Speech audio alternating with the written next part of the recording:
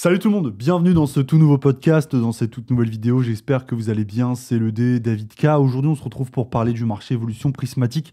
C'est une catastrophe. On peut le voir, des précommandes qui explosent à des prix jamais vus. Par exemple, on monte à 75, 80 euros pour les ETB.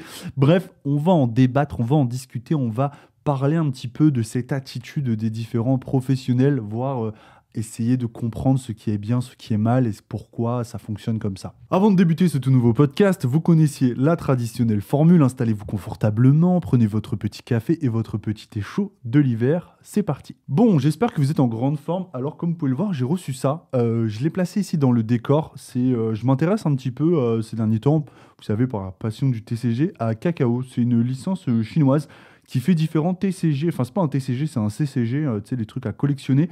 Et voilà, là on a une display qui est très connue de Warner Bros. Kakao, et j'attends des Harry Potter, et voilà, j'en avais discuté avec Seb de la boutique Paradis du Hobby, donc si vous connaissez pas, vous pouvez checker le Paradis du Hobby, c'est une nouvelle boutique sur Marseille, et du coup on avait pas mal échangé à ce sujet, donc je suis curieux un petit peu d'ouvrir ça, parce que j'ai vu pas mal de box break, j'ai trouvé ça très sympa. Pour l'aparté, de mon point de vue, il n'y a pas trop de marché sur la France de ce que je vois, mais j'ai vu quelques ventes réussies eBay, il y a des numérotés, bien sûr, etc. Donc j'attends des Harry Potter, parce qu'Harry Potter, je suis très très fan. Une fois cet aparté fait, on peut maintenant vous réclamer, vous quémander un maximum de likes et un maximum d'abonnements, et on est parti pour le sujet principal. Bon, évolution prismatique, est-ce qu'on doit vraiment encore en parler? On le sait, cette édition 8.5 qui doit sortir à la mi-janvier déchaîne les passions par centaines. Tout comme le fameux cadrage de ce podcast déchaîne les passions. Waouh, David, il est capable de nous faire des choses incroyables en commentaire. Merci les gars, ça fait plaisir. Bon allez, on arrête de rigoler. Effectivement, évolution prismatique, ça devient un problème. On est sur des précommandes qui atteignent des sommes records. Alors, on a quelques drops, par-ci, par-là. Amazon, Micromania, etc. On a des petits drops à des sommes qui restent encore correctes.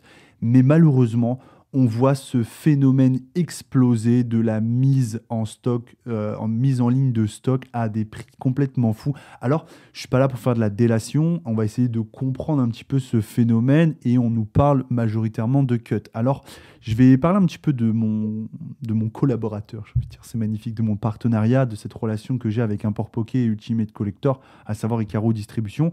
Eux, on discute en off, ils m'ont dit, nous David, on a eu des allocations qui sont divisées par 3. Il faut comprendre que des allocations divisées par 3, quand vous avez toute une équipe, un truc à faire tourner, etc., c'est très, très compliqué. Et forcément, alors je ne sais pas comment eux ils vont fonctionner. Je ne connais pas les tarifs qu'ils afficheront pour les précommandes. Je vous le dis d'ores et déjà. C'est très compliqué. On a vu d'autres boutiques que je ne vais pas citer justement pour pas leur tirer une balle dans le pied, à afficher des prix sur des précommandes à 70, 75, 80 euros le TB, 80 euros le TB sur des très gros revendeurs, ça commence à faire très cher. Pourquoi? Quand je dis très gros revendeurs, donc c'est qu'ils ont quand même des allocations, c'est-à-dire qu'ils vont avoir des stocks dédiés qui vont quand même être conséquents. On peut parler de 3, 4, 500 ETB sans parler de tout le reste. Et en soi, malheureusement, eh bien, ils s'attendaient peut-être à avoir 1000, 1500, 2000 ETB, et contrairement à ce que j'avais pu dire dans des précédents podcasts, pour espérer avoir de telles quantités, il faut bien sûr précommander ces mêmes quantités sur les éditions précédentes. Or, ce sont des vendeurs qui ont commandé de telles quantités sur les éditions précédentes, à savoir EV1, EV2, EV3, je parle globalement de tout le bloc EV, et on va quand même remettre les choses dans leur contexte. Peu cher, ils ont ramassé les revendeurs pro Pokémon. Alors moi, je suis pas vendeur Pokémon, tu vois, donc très clairement, je prêche pas ma paroisse, j'ai aucun intérêt à vous dire ça, mais il faut quand même être honnête, les gars. Si on est honnête, les pauvres, ils ont ramassé avec du mascarade crépusculaire, ça n'allait pas du tout. Enfin, donc aujourd'hui qu'ils ont une belle édition et qu'ils ont moins de stock, est-ce qu'on peut trouver ça normal que finalement ils affichent des prix plus élevés que la normale? Je vous donne mon point de vue. Mon point de vue, ça n'engage que moi. Ça ne veut pas dire que c'est le bon. Ça veut dire que c'est juste mon point de vue. Et encore une fois, on est sur un podcast dont la parole est libre à partir du moment où vous exprimez correctement en commentaire, poliment, respectueusement des vendeurs, que vous les respectez, qu'il n'y a pas d'insulte et que votre avis, il est exprimé d'une manière claire et simple. Vous avez le droit d'avoir n'importe quel avis. Je le prendrai en considération. De mon côté, pour moi, j'estime que c'est normal qu'ils vendent un peu plus cher. Aujourd'hui, une ETB, c'est quoi? Globalement, on va être je vais pas être mainstream, je vais être très clair. Une ETB que j'estime pas chère, c'est 50 euros. Une ETB que j'estime dans les prix, c'est 55 euros. Une ETB sur une édition intermédiaire comme celle-ci, qui est une bonne édition, que j'estime être le prix, c'est 59,99. Ensuite, à 64,99, 65 euros, on est toujours bon. Ensuite, quand on commence à passer les 70, je dirais que ça passe, on va dire, chez les revendeurs qui sont des petits revendeurs Pokémon, c'est-à-dire que ce sont des professionnels. Je ne parle pas d'auto-entreprise, là, je parle vraiment de pros. Logiquement, j'estime que les auto-entrepreneurs, c'est plus compliqué que ça, mais ne devraient, je veux pas me faire, je vais pas me faire d'amis, pardon, je suis désolé, mais ne devraient pas véritablement avoir accès à du stock conséquent sur ces éditions-là. Tout simplement parce qu'ils sont auto-entrepreneurs et qu'ils ont beaucoup moins de contraintes que les grosses entreprises et ceux qui ont du staff, une équipe à faire tourner, etc., etc. 70, on va dire que pour les revendeurs pros qui ont des quantités faibles, ça va. Maintenant, quand on passe sur du 75, 80 euros en précommande, 80 euros sur des très grosses boutiques, j'estime que ça fait beaucoup. Parce qu'en fait, je parle de l'ETB, évolution prismatique, mais ça reflète tous les autres produits, à savoir les bundles, etc., etc., etc. Et quand je vois des bundles d'ores et déjà affichés à 600, 650, 700 euros chez des professionnels qui ont quand même des quantités, attention, en fait, voilà, tout est une question de savoir doser. C'est quoi des quantités, etc.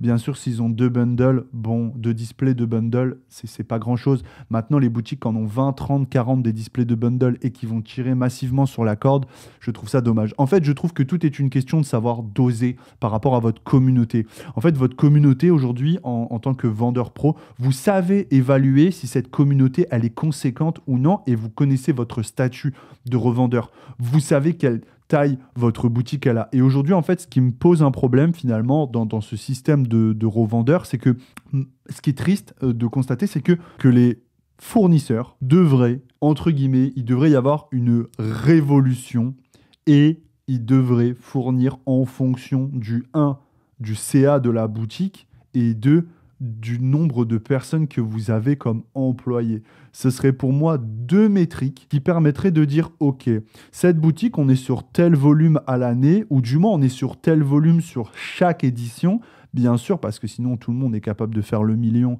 sur une édition comme Évolution Prismatique. OK, on a des commandes de telle quantité sur chaque édition, et donc on va fournir en conséquence. Voilà, c'est-à-dire qu'il n'y a plus d'histoire de c'est à la tête du client, c'est vraiment en fonction de métriques précises. Et or, aujourd'hui, on ne connaît pas ces métriques. On a des auto-entrepreneurs qui peuvent rentrer chez des fournisseurs qui vont trouver le moyen des fois d'avoir... C'est pas pour tirer sur les autos. Franchement, je rêverais aujourd'hui d'être auto-entrepreneur. C'est trop bien comme statut en vrai. Ça te limite en chiffres, mais tu as tellement moins d'emmerde et d'angoisse. Mais bref, tout ça pour dire que c'est pas normal que finalement certains auto-entrepreneurs aient accès à des stocks comme Évolution Prismatique et que certains, dans des statuts entre guillemets supérieurs, je veux dire, qui nécessitent plus de contraintes, n'aient pas accès à Évolution Prismatique. C'est un truc de fou. De ce que j'ai entendu, alors encore une fois, là pour le coup, ça va prendre avec des pincettes. Asmodée viserait à rarifier le produit. Donc Asmodée est le distributeur principal de Pokémon. Ensuite, vous en avez plein d'autres. Je pense à Distriwiz, Inaris, etc. Jactal, enfin, il y a plein de distributeurs, attention. Et le souci, c'est qu'aujourd'hui, on est dans cette passe où globalement, le bloc EV, je pense qu'il s'est quand même beaucoup moins bien vendu. Et le bloc EV, maintenant, il a commencé il y a plus d'1 an. Donc, est-ce que aussi on a eu une volonté peut-être d'imprimer un peu moins de Pokémon quelques mois plus tard en se disant, OK, pour le moment, le bloc EV n'est pas... ça marche, mais c'est pas non plus des ventes stratosphériques. Donc, on va limiter les impressions et on va peut-être avoir une nouvelle politique qui vise à rarifier le produit. De ce que j'ai entendu, et je dis bien que ça à prendre avec des pincettes, Asmodée, aujourd'hui, souhaiterait distribuer les boutiques physiques, mais beaucoup moins les boutiques en ligne. Est-ce que c'est normal? Est-ce que c'est pas normal? Je suis personne pour juger. Ce que je sais, c'est que de ce que j'ai entendu et de vendeurs en ligne, il y en a certains qui sont en train d'ouvrir des boutiques physiques pour avoir leurs allocations garanties parce qu'aujourd'hui, ils n'ont plus la possibilité sinon de se fournir. Voilà. Donc, beaucoup de facteurs, moins de stock, peut-être moins d'impression, une rarification du produit.